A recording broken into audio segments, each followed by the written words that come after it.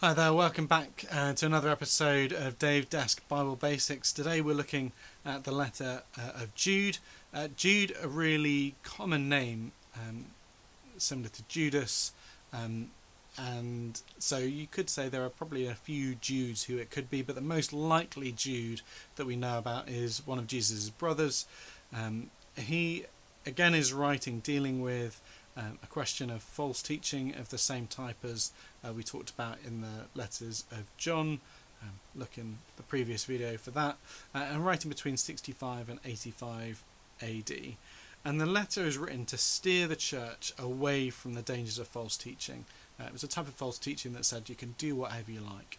And I think it can be really easy for us to feel like, well, if God loves me, he wants me to be happy, and this makes me happy, and therefore I should be able to do it because God want me to.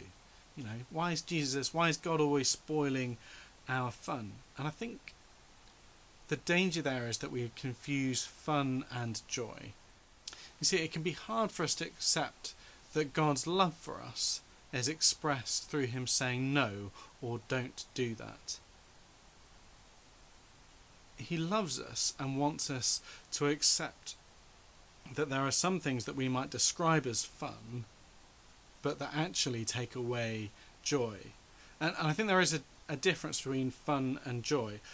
When I say fun, I don't mean sort of running around or throwing snowballs at your children, which is definitely fun, and we got to do that recently. I think fun is the short-term thing that we think makes us happy, but actually when we remember it, has like a bitter aftertaste. It's the food that we eat that makes us feel ill afterwards. It's the going out and enjoying ourselves, but actually regretting it afterwards. For me, what I'm talking about here is those things that for a minute bring us a sort of emotional high, but actually leave us feeling far sort of broken or damaged.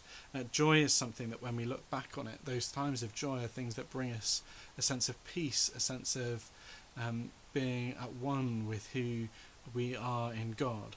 Joy is therefore a far deeper and healthier expression of who we are as people. And God doesn't say no to joy, he says no to some of the things that we would describe as fun. And Jude warns his readers not to sacrifice those depths of joy for the sort of the icing sugar of fun. And I encourage you to read the whole letter, it's not particularly long, and just to be reflecting on how much we spend time praying for right teaching, for good teaching within the church, for good understanding of who God is and what it means to rest in his joy, even if it comes at a cost of fun sometimes. Thank you for joining me, and I hope to see you again soon. Goodbye.